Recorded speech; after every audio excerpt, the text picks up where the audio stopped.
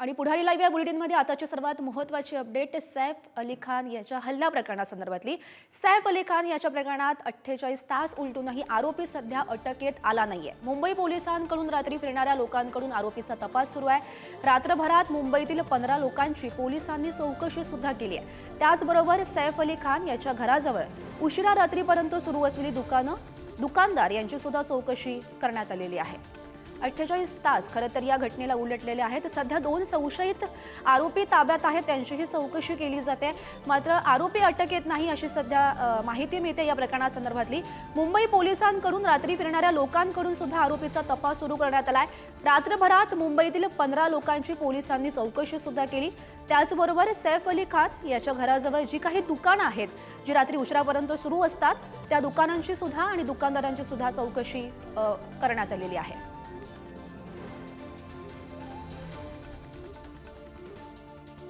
आणि या संदर्भात अधिकची माहिती जाणून घेऊयात। आमचे प्रतिनिधी निखिल चव्हाण सध्या आपल्या सोबत आहेत। निखिल, आपण सध्या पाहतोय 2 संशयित आरोपी अटकेत आहेत, त्यांची चौकशी खरं तर केली जाते। मात्र 48 तास उलटलेले आहेत या घटनेला, अजूनही आरोपी मिळाला नाहीये।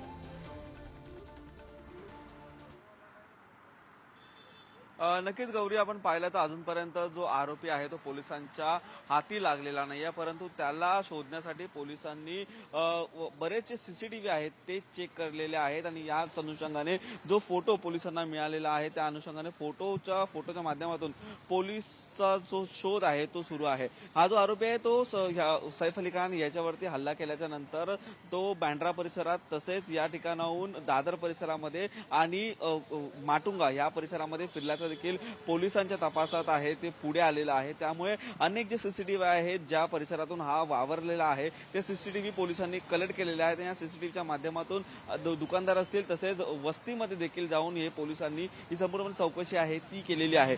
एक प्रामुख्याची गोष्ट म्हणजे या जो व्यक्ती आहे त्या व्यक्तीने हल्ल्याच्या नंतर कुठेही फोन आहे जो त्याचा मोबाईल नंबर आहे मोबाईल आहे तो कुठेतरी वापरलेला नाही, कारण काल देखील पोलिसांनी या संदर्भात सर्व जे मोबाईल टॉवर आहे ते चेक केले आणि मोबाईल टॉवरच्या माध्यमातून कुठले फोन हे सैफ अली खान ज्या घराच्या आजूबाजूला होते या अनुषंगाने मोबाईल नंबर ट्रेस केल्याच्या नंतर त्यानंतर त्यांनी कुठलाही फोन आहे तो देखील वापरलेला नाही। त्यामुळे पोलिसांचं शोधकार्य आहे ते होण्यामध्ये कुठेतरी ह्या बाबींचा आहे तो उपयोग होत नाही, परंतु त्याचा फोटो जो आहे तो पोलिसांकडून शोधला जातोय। आपण आता देखील बँड्रा पोलीस स्टेशनच्या बाहेर आहोत आणि याच पोलीस स्टेशनच्या बाहेर पोलिसांचा जो गस्त आहे तो कायम आहे। रात्री देखील पोलिसांनी जवळपास 15 ते 20 लोकांना या ठिकाणी घेऊन आणण्यात आलेलं होतं आणि या ठिकाणी आणल्याच्या नंतर सैफ अली खान याच्या घराच्या आजूबाजूला रात्री उशिरापर्यंत सुरू असणारी दुकानं त्यासोबतच त्याच्या घराच्या अवतीभोवती असणारे काही नागरिकांना आहेत ते चौकशीसाठी आणण्यात आलेलं होतं। त्या दिवशी रात्री त्यांनी काय पाहिलं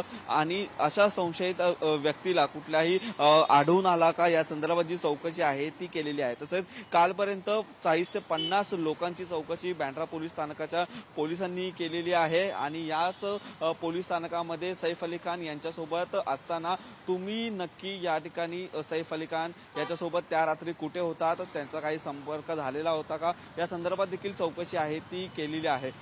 या संदर्भात 35 टीम तैनात करण्यात आलेला असून जवळपास 15 टीम आहेत त्या महाराष्ट्राच्या बाहेर देखील या संपूर्ण प्रकरणाचा जो तपास आहे तो करतात। त्यामुळे लवकरात लवकरच हा आरोपी आहे तो पोलिसांच्या ताब्यात येईल अशी देखील माहिती मिळते। पोलीस देखील ह्याच गोष्टीवरून लीडवरती असल्याचं देखील सांगण्यात येते, परंतु अद्याप हा जो व्यक्ती आहे जो हल्लेखोर आहे तो पोलिसांच्या ताब्यात नाही। त्यामुळे पोलिसांचे वेगवेगळ्या अनुषंगाने हा जो तपास आहे तो आता सुरू ठेवलेला आहे। गौरी, नक्कीच निखिल, आरोपी नेमका कधी पकडला जातो हे पाहणं महत्त्वाचं असेल। धन्यवाद दिलेल्या सविस्तर माहितीसाठी।